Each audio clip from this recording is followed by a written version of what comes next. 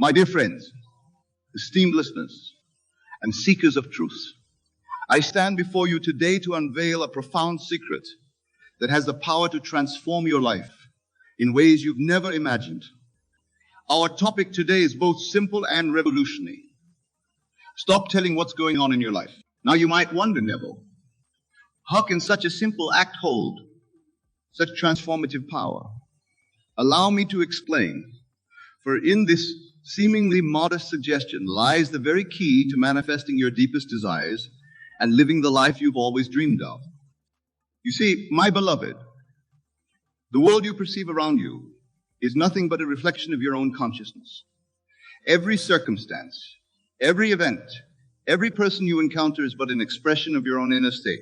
When you constantly narrate the events of your life, you are, in essence, affirming and solidifying your current reality.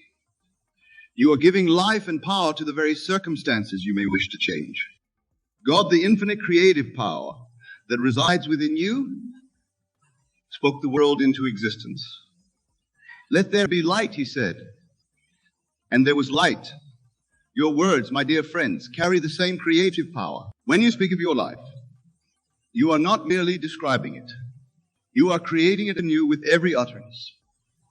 This is the first principle we must understand deeply. Your word is your wand, your creative force in this world.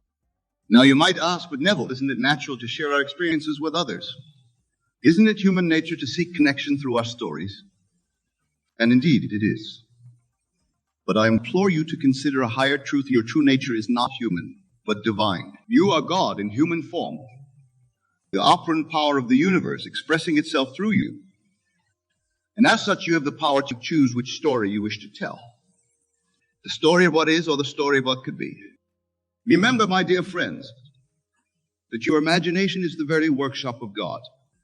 It is the place where all creation begins. When you constantly recount the events of your life as they appear to be, you are using this divine workshop to create more of the same. You are, in effect, imagining the continuation of your current circumstances. But what if instead you were to use this God-given power to imagine and embody the life you desire? This, my beloved, is the crux of our discussion today. The act of stopping the narration of your current life circumstances is not about denial or suppression. It is about making room for a new story to unfold. It is about clearing the stage of your mind for a new play to be enacted. For you see, your consciousness is the one and only reality. All else, all that appears to be happening out there is but a shadow, a reflection of what's happening within you. Let us delve deeper into this truth. The Bible tells us, as a man thinketh in his heart, so is he.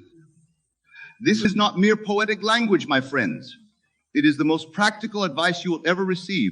Your thoughts, your inner conversations, the stories you tell yourself and others, these are the very substance of your life. They are the seeds from which your experiences grow. When you cease to narrate your current circumstances, you create a vacuum in your consciousness.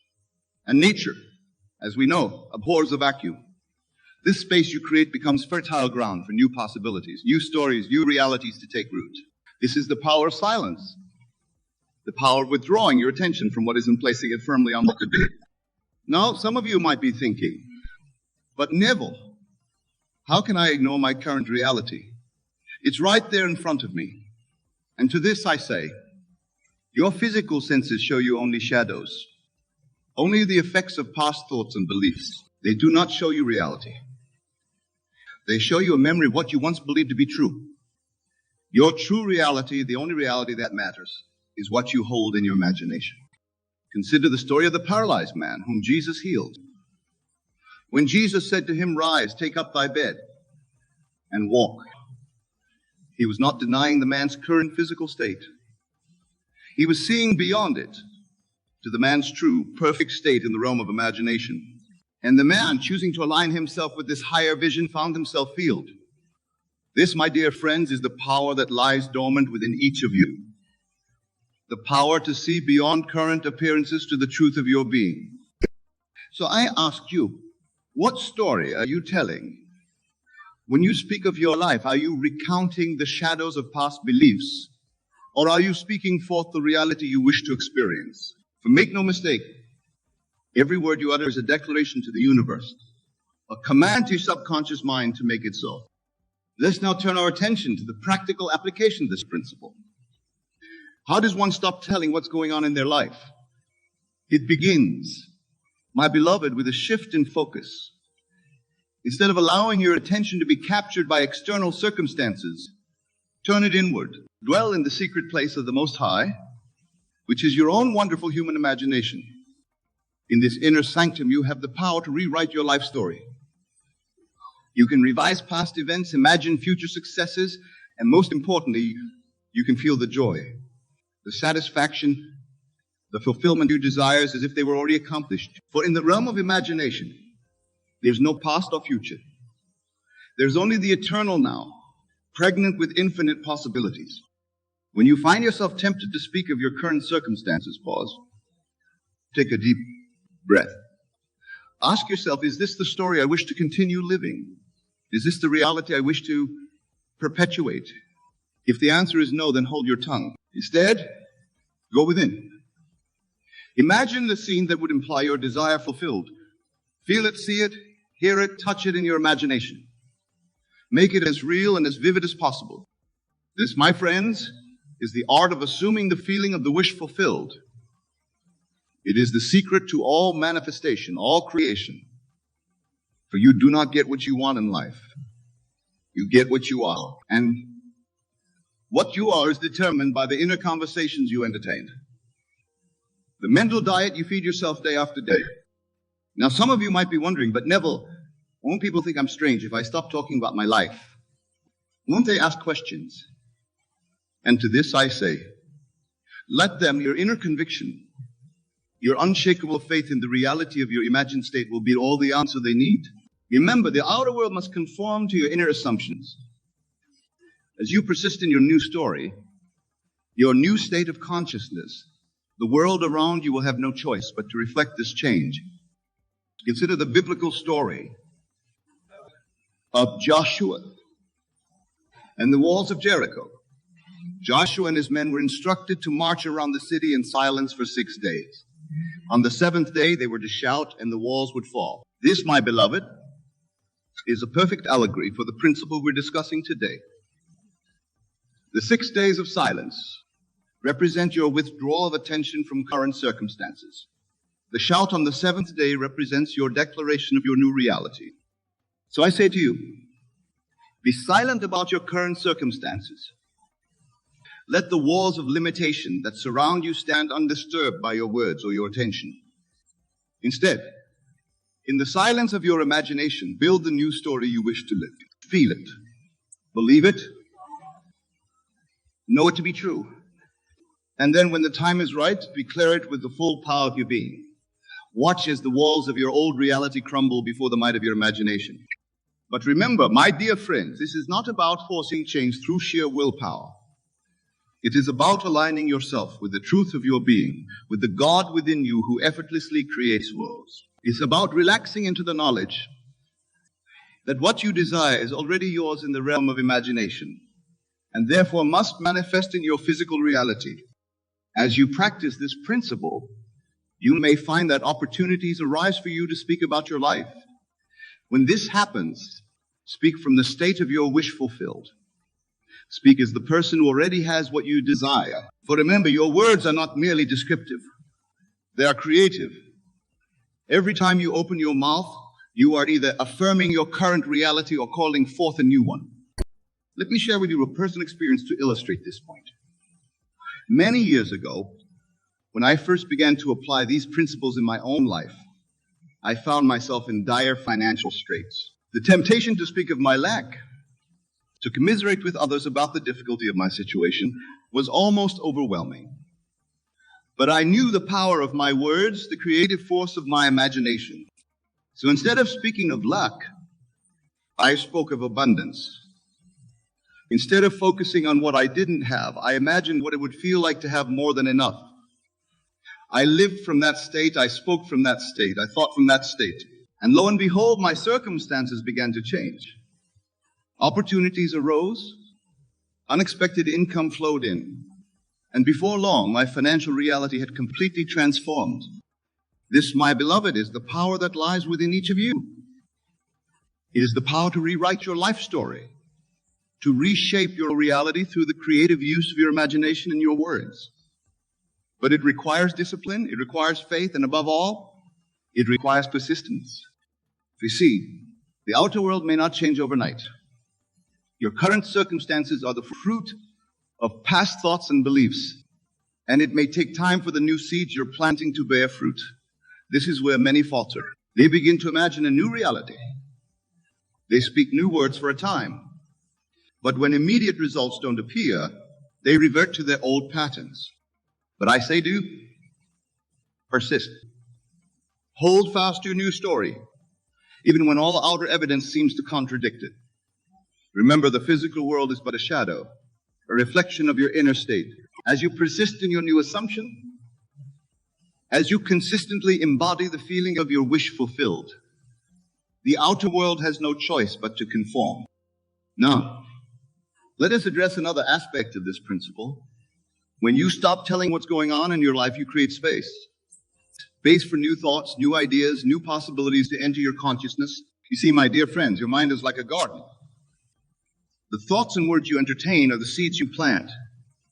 When you constantly speak of your current circumstances, you are continually replanting the same seeds, ensuring the same harvest. But when you cease this constant narration, when you clear the garden of your mind, you make room for new seeds to be planted.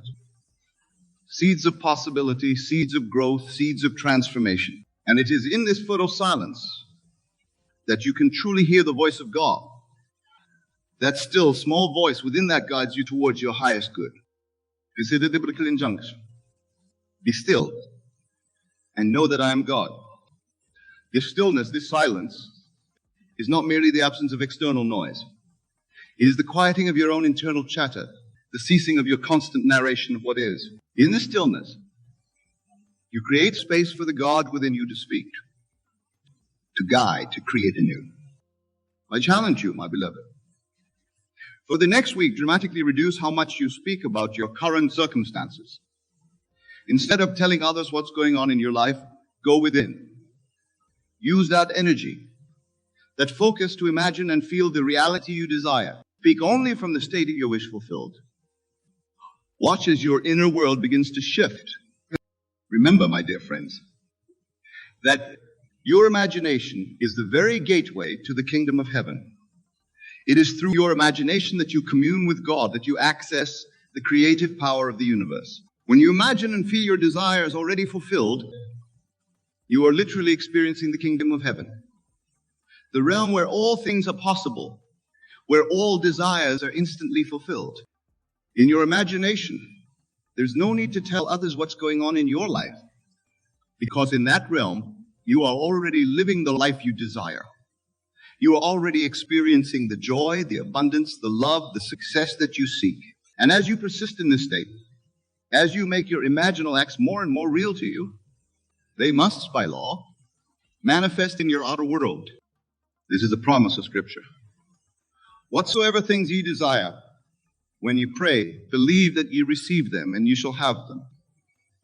Prayer, in this context, is not begging or pleading with an external God. It is the act of feeling and experiencing your desire as already fulfilled in your imagination.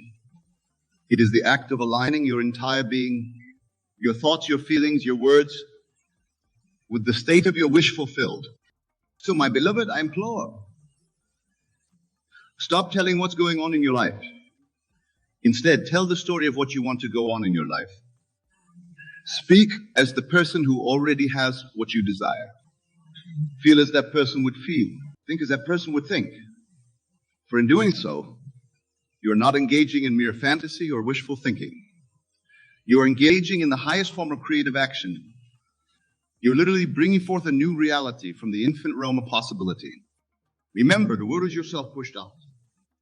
Everything you see, everything you experience is but a reflection of your own consciousness. When you change your inner world, your thoughts, your feelings, your assumptions, the outer world must change to match it. This is not magic. It is law. It is the fundamental principle upon which all creation is based. As we draw our discussion to a close, I want to leave you with this final thought. You are not a helpless victim of circumstances. You are not bound by your past, by your current situation, or by what others think is possible for you. You are a divine being, created in the image and likeness of God with the power to shape your reality through the creative use of your imagination. So go forth, my dear friends, and create consciously. Use your words wisely, for they are the building blocks of your reality. Speak not of what is, but of what you desire to be. Live not in the shadow world of physical appearances, but in the vivid, vibrant world of your imagination. For it is there, in that secret place, that all things are possible. And remember, above all, that the greatest story you can tell is the story of your own divine nature, your own limitless potential. So stop telling what's going on in your life and start living the life you've always dreamed of. For it is already yours here and now in the eternal realm of imagination. It is done. It is finished. And so it is.